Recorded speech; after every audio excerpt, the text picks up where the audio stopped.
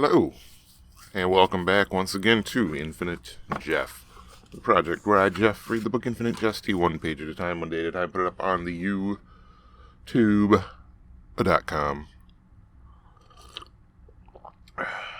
for you to listen to. Isn't that special? But, yep, October 25th, currently 10:48 a.m., and I gotta leave for work at around noon, so do this, maybe make some food, and go to work, and then after work I'm probably going to go to a friend's house and watch a new Tim Heidecker comedy special on YouTube. His first stand-up special. I hear it's very kind of fuck you confrontational, so I'm looking forward to it. But anyway, we're on to page number 249 of this book, Infinite Jest. Here we go. Listen, may I ask why this sudden interest after 4 years, 216 days, and with 2 years of that not even once calling? I've already said I don't feel safe not answering Helen's questions if I haven't got a handle on what I'm not saying. Helen, so you did, is why. I'm still frozen, by the way. The self-consciousness that kills the magic is getting worse and worse. This is why Pemulus and Troelch always seem to let a lead slip away. The standard term is tightening up. The clippers are poised, blades on either side of the nail. I just can't achieve the unconsciousness to actually clip. Maybe it was cleaning up the few that missed. Suddenly the wastebasket seems small and far away. I've lost the magic by talking about it instead of just giving into it. Launching the nail out towards the wastebasket now seems like an exercise in telemachry? Oh, look that up.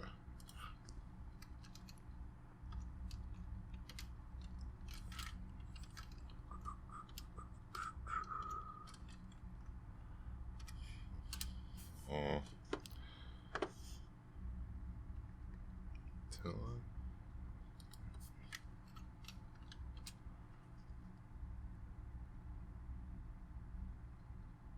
Yeah, the only links on Google just references the book, so it's a made-up word. Oh, okay. I should have read the next line. Jesus Christ. Launching the nail out towards the wastebasket now seems like an exercise in telemachry. Telemachry. You mean telemetry? How embarrassing. When the skills go, they go. Listen. Why don't you go ahead and ask me whatever standard ghoulish questions you want not to answer? This may be your only shot. Usually I seem not to talk about it.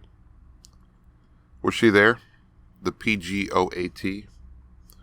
Joel hadn't been around the grounds since you two split up. You knew about that. Himself met her at the brownstone, shooting. I'm sure you know more about whatever it was they were trying to make. Joel and himself. Himself went underground too. CT was already doing most of the day-to-day administration. Himself was down in that little post-production closet off the lab for like a solid month. Mario'd bring food and essentials down. Sometimes he'd eat with Lyle. I don't think he came up to ground level for at least a month, except for just one trip out to Belmont to McLean's for a 2-day purge and detox.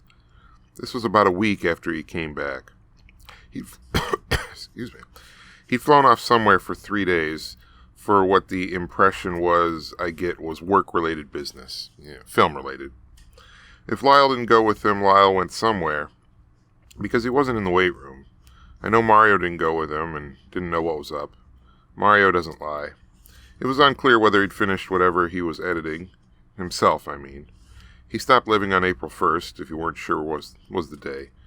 I can tell you on April 1st, he wasn't back by time PM matches started, because I'd been around the lab door right after lunch, and he wasn't back. He went in for another detox, you say. In what, March? The moms himself emerged and risked exterior transit and took him herself, so I gather it was urgent. He quit drinking in January, Hal. It was something Joelle was real specific about. She called even after we'd agreed not to call and told me. All right. And if you don't remember, Joelle was the woman with the veil who was making a crack. And she's also Madam Psychosis, who had the radio show that I think Mario was listening to. I don't know. But anyway, that was page number 249 of the book, Infinite Jest. And on that note, I bid you good night and good day.